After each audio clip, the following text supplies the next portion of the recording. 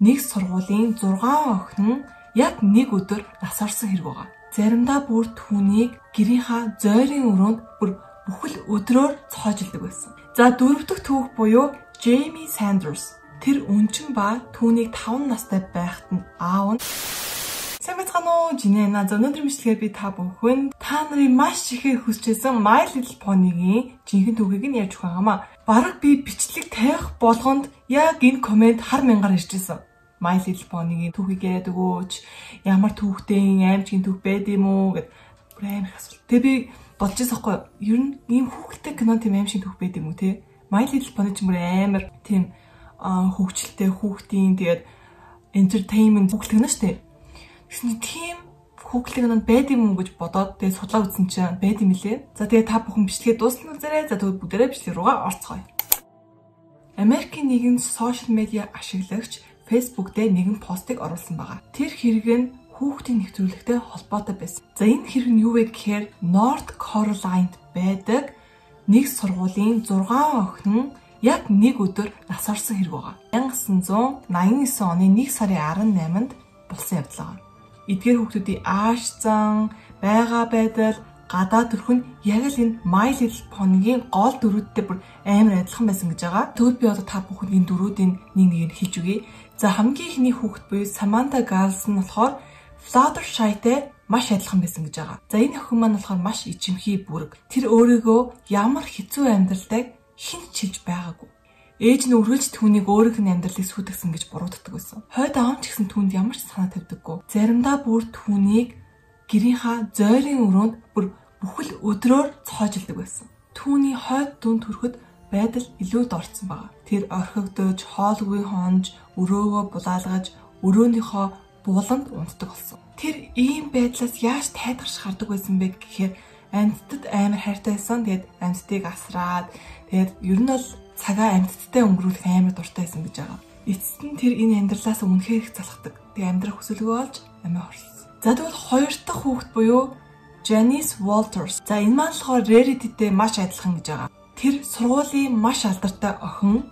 Тэр баян, ухаантай, хөөрхөн, алдартай. Тэр яг л хүн бүхний хүсдэг амьдралаар амьдардаг байсан. Гэхдээ түүний эцэг эх нь үнэхээр хуваа хичээгч ба дандаа бие биентэйгээ хэрэлдэг байсан. Ээж нь аавынх нь мөнгнөөс олж гэрэлсэн. Харин аав нь болохоор ээжтэй гэрэлснээр илүү их мөнгө олж болох байсан учраас юу нээж тэнд гэрэлсэн. Тэгээ тэр хоёр ер нь бол бие биентэй хайртай биш байсан. Гэхдээ гэрэлсэн болохоор ерөнхийдөө бол бие биентэйгээ яриадч байдаггүй. Хэрэг болохоор бие биентэйгээ ярьдаг нэг тиймэрхүү харьцаатай байсан байгаа. Ерөнхийдөө дандаа хэрэлддэг. Гэхдээ бусдын нүдэнд бол агаад бүр амар сайн хосууд, амар гоё гэр бүл яг тэгж харагддаг байсан. Тэр загварын сонирхолтой байсан ба өөрийнхөө гараар даашинз их уралдаг байсан. Тэр Парис загвар зохион бүтээгч болох мөрөөдөлтэй боловч эцэг эх нь хизээч түүнийг зөвшөөрдөггүй байсан. Яагаад гэвэл тэд энд охиныхоо үлдээгээд маш баян хүнтэй суулгахыг хүсэж исэн. Тэгэд нэг өдөр тэдний гэр бүл машинтайгаа явж байгаад нэг уулыг мөргснөөс болоод тэд нэр бүгдээрээ нас ордог. За 3 дахь буюу Alexander Natives. За энэ нь болохоор Rainbow Dash-тай маш адилхан гэж байгаа. Энэ охин болохоор спортод дуртай. Тэнгүүтээ түүний аав нь багаас нь ерөөхдөө бол хүү хүсдэг байсан. Эхтэй хүүхдээ болохыг хүсдэг байсан гэсэн. Тэгсэн чинь эмэгтэй хүүхд буюу манай Александр маань гарсан. Тэгээд аав нь охиныгоо багаас нь эхлээд яг эхтэй хүүхчийг өсгөдөг байсан гэж байгаа. Спортоор хичээллүүлээд бүхэл юмыг дандаа аавтайгаа хамт хийдэг байсан. Тэгээд түүний аав түүнд юу ч хэлдэг байсан бэ гэхээр үргэлж шилдэгнэ. Бүх юмыг 100% гүйцэтгэж бай гэж дандаа цагтдаг байсан. Тэр үнэхээр мундаг байсан ба маш олон сургууль түүнийг сургуультай авахыг хүсдэг байсан. Түүний мөрөөдөл болохоор нэг өдөр Олимпикт орох мөрөөдөлтэй. Олимпикт ороод тэгээд тэр тэмцээнд ороод медаль авах. Хэсэг хугацааны дараа тэр дүүтэй болдог. Тэгсэн чинь дүү нь эрэгтэй хүүхэд. Тэгэд аав нь хүүтэй болцсон болохоор түүнд санаа тавихаа болоод ерөөдөө бол охиныгоо тоохоо болцсон гэж байгаа. Тиймээс тэр аавынхаа сэтгэл нийцүүлэхийн тулд илүү их хичээдэг болсон. Хэдэн цагаар дасгал сургуульд хийгээд хоолоо идэхийнхээ оронд гүйдэг. Хичээлээ хийхийнхээ оронд ямар нэгэн дасгал хөдөлгөөн хийгээд хитрхи их дасгал хийсэнс болж түүний зүрхэнд ачаалал өгч эцэст нь нас барахад хүргэдэг. За 4 дахь түүх юу Jamie Sanders. За энэ нь болохоор Applejack-ийн дөрөөгөө Farmer гэр бүлээс гаралтай ба тэрээр айлын 2 дахь ба доороо маш олон дүүтэй гэж байгаа. Тийм олон дүүтэй учраас тэр үнэхээр их ажлыг маш бага хугацаанд амжуулах хэрэгтэй болдог. Түүнд хичээлийг хийх зав байдаггүй байсан учраас бүх хүмүүсийг унтсны дараа орой ганцаараа сууж агаад унтахынхаа оронд хичээлүүдээ бүгд нь хийдэг байсан байгаа. Түүний эцэг их охиноороо үнэхээр их бахархдаг байсан. Гэхдээ харамсалтай нь тэдний эцэг их өвчнөөс болоод нас ордог. Джейми болон түүний дүүнэр эмээтэйгээ үлддэг. Ээж аав нь хийдэг байсан ажлыг Джейми хийх болж байгаа. Гэхдээ харамсалтай нэг өдөр Джейми ажил хийж байгаад мод хэрчигч рүү санамсаргүй унаад харамсалтайгаар нас ордог. За 5 дахь түүх буюу Catherine Jackson.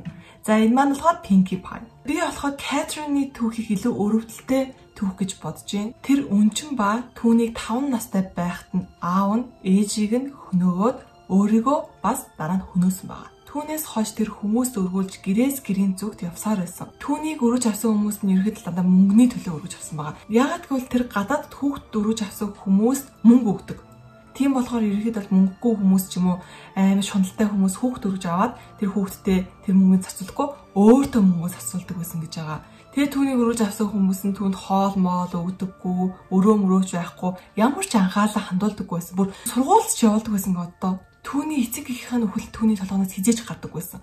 Орой унтахтаа зүүдлээд өдөр болго аав нь ээжийг нь алж байгаа яг тэр дүрслэл толгоонд нь дандаа л байдаг байсан гэж байгаа. Эцэст нь тэр сургуульд явахгүй байж байгаад арай гэж нэг юм дунд сургуульд ордог. Гэтэ дунд сургуульд орсныхаа дараа Catherine хий юм харах хүчтэй болсон. Түүний хийх дуртай юм болохоо зураг бас хөгжилдэг байгаа. Тэгэд нэг өдөр түүний толгой түүнийг нисээд үзчихи нисэж чадна гэд нэг юм ингээд яг л тэр чи одоо ингэ сэтгцийн өвчтэй гэсэн шүү дээ. Тийм болохоор дотроос нэг хүн ингээл яриад байгаа л гэсэн. Одоо чи нис чаддаг. Чи одоо энэ өндрөөс өсрүүл амар гой ингээд ял далавчтай юм шиг гой нисэн. Чи шууд чиг нисэн гэд толгоон дотроос нэг хүн ингээл яриулсан юм байна л да.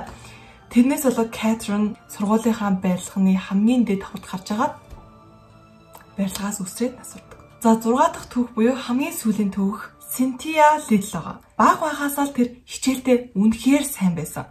Тэгээ бас тэр нэг дүүтэй байсан. Тэр дүү нь эрэгтэй. Тэгээ тэр эрэгтэй дүү нь ч гэсэн спортод бүр үнэхээр төгс. Түүний эцэг эх нь ч гэсэн ийм мундаг хоёр хүүхэдтэй болсондоо үнэхээр их бахархдаг байсан гэж байгаа. Айлд ганцхан ухаантай хүүхэд биш бүр 2-2 ухаантай хүүхэд байсан гэж бодлоо.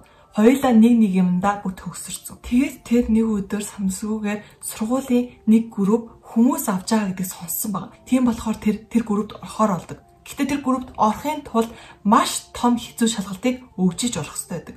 Тэгээд Cynthia бүр хэдэн хоногийн турш хэдэн өдрийн турш зөвхөн тэр шалгалтандаа бэлтгэхийн тулд хичээлээ хийсэн гэж байгаа. Эцэст нь тэр шалгалтын өдөр нь болоход амар сандарснаасаа болоод хуулах шийдвэр гаргадаг. Гэтэ тэр баригддаг. Түүнийг сонссон эцэг эх нь охиндоо үнэхээр их урам нь хугардаг. Түүнээс болж тэр үнэхээр их гониглож стрессдэг. Удахгүй тэр өөрийнхөө амийг хорлдог. Яагаад гэхээр одоо ээжийнхээ аавынхаа урмыг хугалахгүй гэж боддог байсан хүүхэд урмыг нь хугалаад ээж аавыгаа гомдоогоод тэгэд өөрөө ч гэсэн тэр шалгалтандаа тэмцэнэ гэж бодож исэн. Тэгээд тэмцэж чадаагүй болохоор хитрхи гоногснаас болоод амиа хорлолт юм бэлээ. За ингээд танаа харуул Fluttershy маань амьтдтайгаа сайхан амьдардаг. Rarity маань алдартай хувцас зохион бүтээгч болдог. Rainbow Dash маань болохоор мундаг тамирчин болдог. Applejack маань болохоор амжилттай явж байгаа алимны фармтай. Тэгээ Pinkie Pie маань ч гэсэн ад жаргалтай парти зохиогч болдог. Тэгээ хамгийн сүүлд Twilight Sparkle маань маш том сургуульд тэмцдэг. Ингээ бодоод үзэнгүүт мөрөөдлөө биелүүлж чадаагүй хүүхдүүдийн одоо хүүхдтэй гэнэн дээр ядаж мөрөөдлөө биелүүлсэн хувилбар нь гэх юм уу? Нэг тиймэрхүү. Амьдрал дээрээ биелүүлж чадаагүй мөрөөдлийг нь энэ зохиолчууд нь биелүүлж өгсөн.